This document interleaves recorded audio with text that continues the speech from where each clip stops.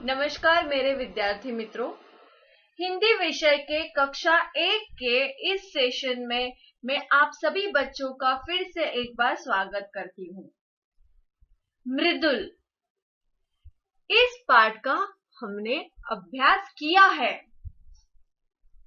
आज हम मृदुल पाठ से संबंधित प्रश्न उत्तरें एप्लीकेशन बुक में सॉल्व करने वाले हैं।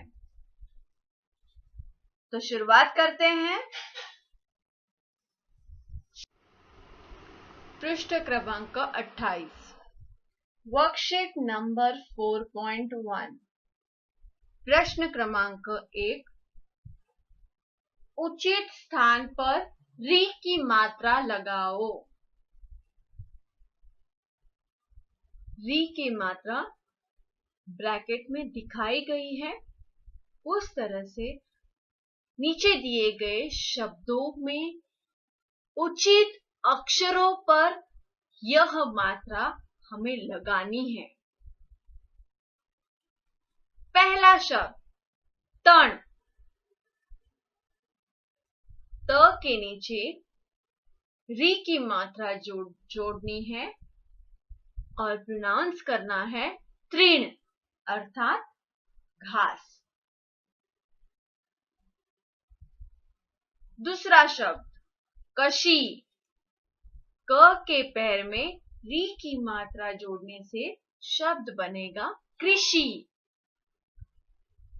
अर्थात खेती बाड़ी।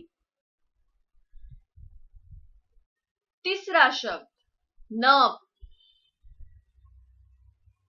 न के पैर में री की मात्रा जोड़ने से नृ, नृप अर्थात राजा, किंग। चौथा शब्द कशक, क के पैर में इस तरह से री की मात्रा जोड़नी है और प्रोनाउंस करना है कृषक अर्थात किसान। अगला शब्द वक्ष, व के पैर में इस तरह से व्री की मात्रा जोड़नी है। री की मात्रा जोड़ने से प्रोनाउंसिएशन होगा वृक्ष अर्थात पेड़। अगला शब्द मग, इस शब्द में म अक्षर के पैर में री की मात्रा जोड़नी है और प्रोनाउंस करना है मृग अर्थात हिरण। अगला शब्द घत, घ के पैर में री की मात्रा जोड़ने से शब्द बनेगा घृत, घृत अर्थात घी, बटर, जिसे आप इंग्लिश में बटर कहते हो उसे हिंदी में घी शब्द है और घी के लिए दूसरा शब्द है घृत। अगला शब्द कृतज्ञ, इस शब्द के अंदर पहला अक्षर क के पैर में री की मात्रा जोड़नी है और उच्चारण करना है कृतज्ञ, कृतज्ञ अर्थात उपकार मानने वाला, एहसानमंद।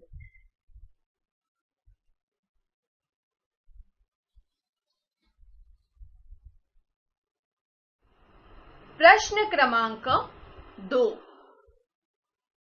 चित्र देखकर सही वाक्य पर टिक का निशान लगाओ। पहला वाक्य, नृप के हाथ में धनुष है। दूसरा वाक्य, नृप के हाथ में फल है। इस चित्र में ये जो राजा है इसके हाथ में जो चीज है उसका नाम धनुष है। अब आप मुझे बताओगे कि इन दोनों वाक्यों में से सही वाक्य कौन सा है। इस चित्र से संबंधित सही वाक्य कौन सा है। पहला वाक्य, द्वीप के हाथ में धनुष है। दूसरा चित्र ध्यान से देखिए। दूसरे चित्र के लिए 2 वाक्य दिए हैं, उनमें से आपको सही वाक्य ढूंढना है और उसके आगे टिक लगानी है। मृग तृण खा रहा है। दूसरा वाक्य, मृग दौड़ रहा है। इस चित्र को ध्यान से देखिए। ये जो हिरन है ये घास खा रहा है। हिरन के लिए दूसरा शब्द है मृग और घास के लिए तृण। तो अब आप मुझे बताइए इन दोनों वाक्यों में सही वाक्य कौन सा है। करेक्ट, पहला वाक्य सही है। मृग तृण खा रहा है, अर्थात हिरन घास खा रहा है। वर्कशीट नंबर 4.2, प्रश्न क्रमांक 1, चित्र देखकर अध्यापिका छात्रों को मृग के बारे में बताए। छात्र ध्यान से सुनकर पूछे गए प्रश्नों के उत्तर लिखेंगे। जैसे आपके सामने जो चित्र है उसे गौर से देखिए। पीछे एक जंगल नजर आता है और जंगल के पास एक तालाब है। उस तालाब पर जंगल में रहने वाले प्राणी पानी पीने के लिए आते हैं। इस चित्र में हाथी और हिरन तालाब के पास पानी पीने के लिए आए हुए नजर आते हैं। अब हम मृग अर्थात हिरन के बारे में बात करेंगे। मृग अर्थात हिरन जंगल में रहता है। यह घास में रहना पसंद करता है। हिरन घास में क्यों रहता है? क्योंकि वह जंगल में रहने वाले खतरनाक जानवरों से छिप सके। मृग तृण खाता है। तृण अर्थात घास। मृग बहुत तेज दौड़ सकता है।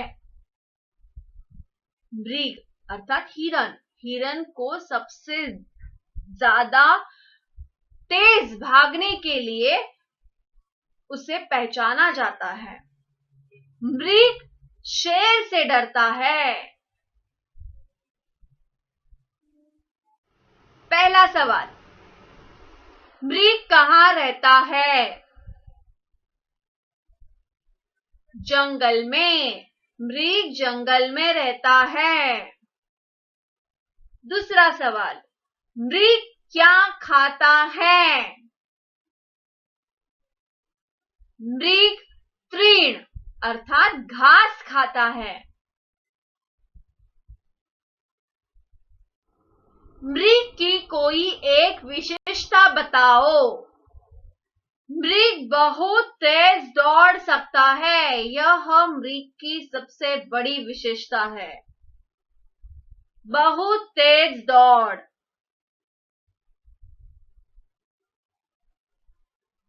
चौथा सवाल, मृग किससे डरता है?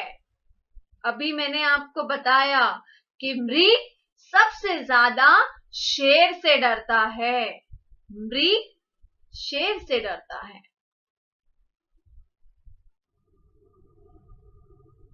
वर्कशीट नंबर 4.3, प्रश्न क्रमांक 1, कृषि कृषक को अर्थात किसान को खेती करने के लिए वृषभ अर्थात बैल के अतिरिक्त और किन किन चीजों की आवश्यकता पड़ती होगी? शिक्षक की सहायता से कक्षा में चर्चा करो और अपने विचार बोलकर बताओ। किसान जब खेती करता है तब सबसे ज्यादा उसे वृषभ अर्थात बैलों की आवश्यकता होती है। अब हमें ये बताना है कि बैलों से अतिरिक्त किसान को किन किन चीजों की आवश्यकता पड़ती होगी, जैसे बीज। पहली चीज, किसान को खेती के लिए सबसे पहले जिस चीज की जरूरत होती है वो है बीज। खाद, वर्षा अर्थात बारिश। हल, सूर्य का प्रकाश, सूर्य की रोशनी। और उसी के साथ कीटनाशक दवाई इत्यादि सारी चीजों की जरूरत किसान को खेती करने के लिए आवश्यक होती है। बीज अर्थात सीड, खाद, वर्षा यानी बारिश का मौसम या फिर बारिश, हल, सूर्य का प्रकाश अर्थात सूर्य की रोशनी, और कीटनाशक दवाई।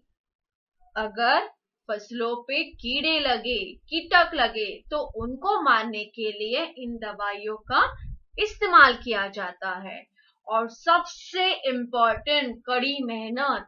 ये सारे किसान जब कड़ी मेहनत करते हैं तब जाकर आप ये ग्रीन फसलें, हरी भरी फसलें जो देख रहे हो, ये कड़ी मेहनत के बाद नजर आती है।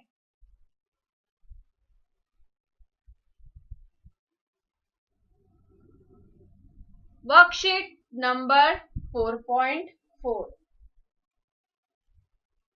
प्रश्न क्रमांक 1, अच्छी फसल के लिए कृषक कौन से मौसम का इंतजार करते हैं? नीचे 2 वाक्य लिखो। अच्छी फसल के लिए किसान बारिश के मौसम का इंतजार करते हैं। आवश्यकताओं के अनुसार जितनी खेती के लिए आवश्यक है उतनी बारिश आती है तो उचित है। तूफान या फिर बाढ़ आए, साइक्लोन और फ्लड आ जाए तो किसान की सारी फसल तहस नहस हो जाती है। इसीलिए अच्छी फसल के लिए किसान को, कृषक को बारिश के मौसम का इंतजार रहता है।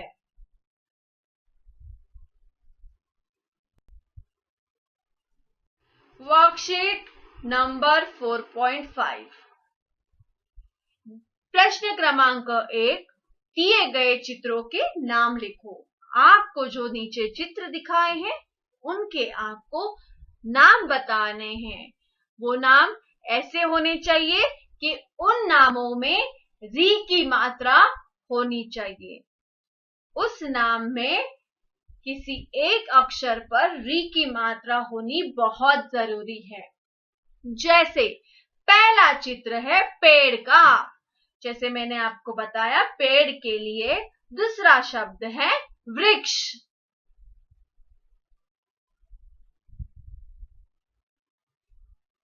अगला चित्र, यह चित्र है घर का। घर के लिए री मात्रा वाला शब्द ढूंढिए।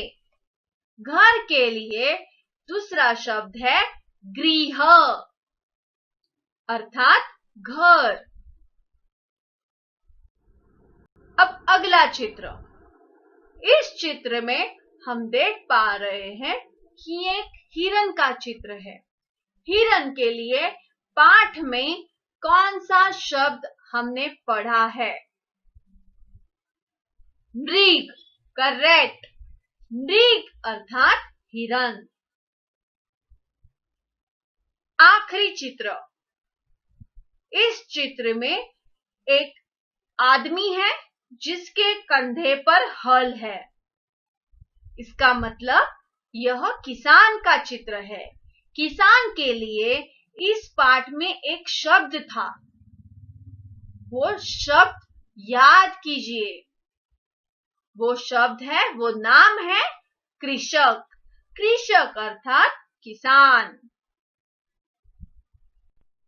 प्रश्न क्रमांक 2। वर्णों को सही क्रम में लिखकर शब्द बनाओ, अर्थात जम्बल्ड वर्ड।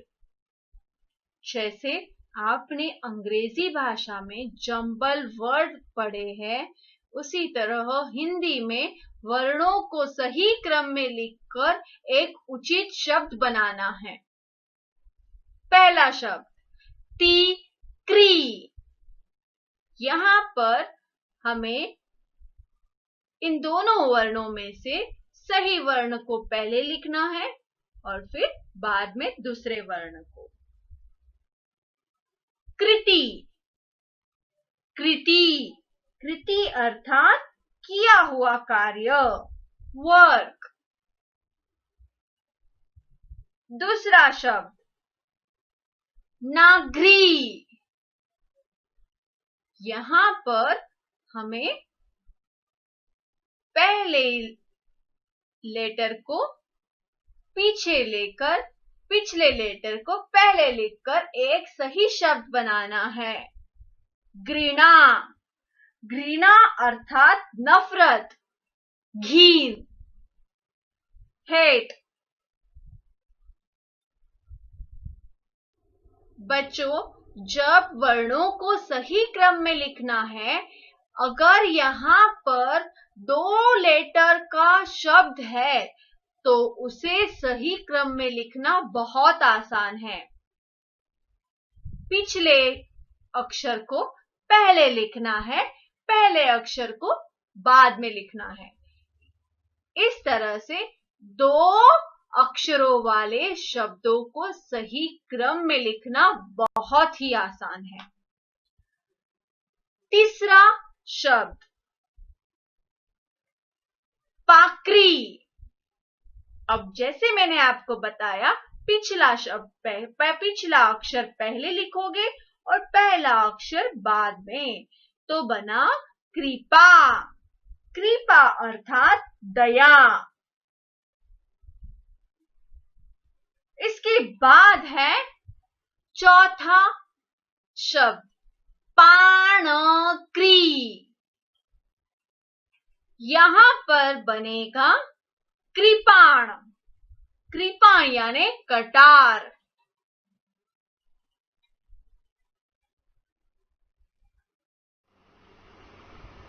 पृष्ठ क्रमांक 33।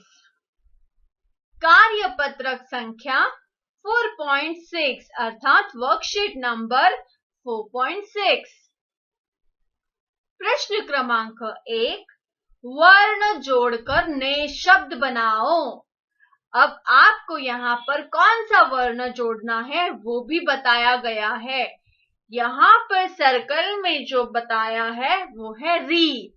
हमें हर एक शब्द के पहले री अक्षर लिखना है और एक शब्द बनाना है।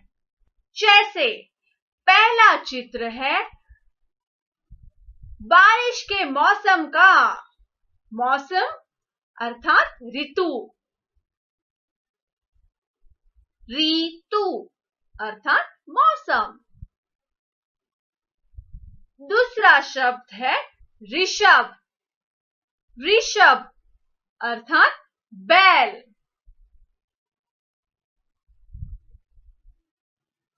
तीसरा शब्द री से ऋषि। इस तरह से हमने री वर्ण को जोड़कर 3 नए शब्द बनाए। पहला शब्द ऋतु, दूसरा शब्द ऋषभ, तीसरा शब्द ऋषि। प्रश्न क्रमांक 2, दिए गए वर्णों से 5 शब्द बनाने हैं। अब ये 5 शब्द बनाने के लिए आपको नीचे हेल्प बॉक्स भी दिया गया है। इस हेल्प बॉक्स की मदद से आपको अलग अलग वर्णों को उचित वर्ण से जोड़कर ऐसे 5 शब्द बनाने हैं। पहला शब्द ऋषि। ये दोनों वर्ण इस हेल्प बॉक्स से लिए गए हैं। दूसरा शब्द वृक्ष। ये दोनों वर्ण इस हेल्प बॉक्स में आप देख सकते हो, वृक्ष। उसके बाद तृण अर्थात घास। उसके बाद गृह। ये दोनों वर्ण, दोनों अक्षर इस हेल्प बॉक्स में मौजूद है। गृह अर्थात घर। पांचवा शब्द कृपाण। कृपाण अर्थात कटार। कृपाण के तीनों वर्ण, तीनों अक्षर इस हेल्प बॉक्स में है। वहीं से लेकर हमने ये एक मीनिंगफुल शब्द बनाया है। वर्कशीट नंबर 4.7, प्रश्न क्रमांक 1, दिए गए वर्णों से 2-2 शब्द बनाकर लिखो। नीचे एक चित्र दिया है, वो चित्र है वृषभ का। वृषभ का, वृषभ अर्थात बैल। तो पहला शब्द हमें मिल गया, वृषभ। अब हमें व्री से और एक शब्द लिखना है। दूसरा शब्द है वृक्ष अर्थात पेड़। अगला चित्र, यह चित्र है किसान का। किसान शब्द के लिए हमने एक और शब्द पढ़ा है, वो शब्द है कृषक। अब हमें कृ से एक और शब्द तैयार करना है। कृ से कृपाण। कृ से कृपाण अर्थात कटार। यह चित्र है घास का। घास के लिए हमने एक और शब्द देखा था, वो शब्द है तृण। त्रि से तृण। अभी इसी तरह त्रि से हमें एक और शब्द ढूंढना है, वो है तृषा। तृषा अर्थात प्यास। तृषा यानी प्यास। इस तरह से आज हमने मृदुल यह पाठ का अभ्यास किया है। इस पाठ से संबंधित सारे प्रश्न उत्तर हमने लिखे हैं। फिर से मिलते हैं हिंदी के अगले सेशन में। तब तक सुरक्षित रहिए। धन्यवाद।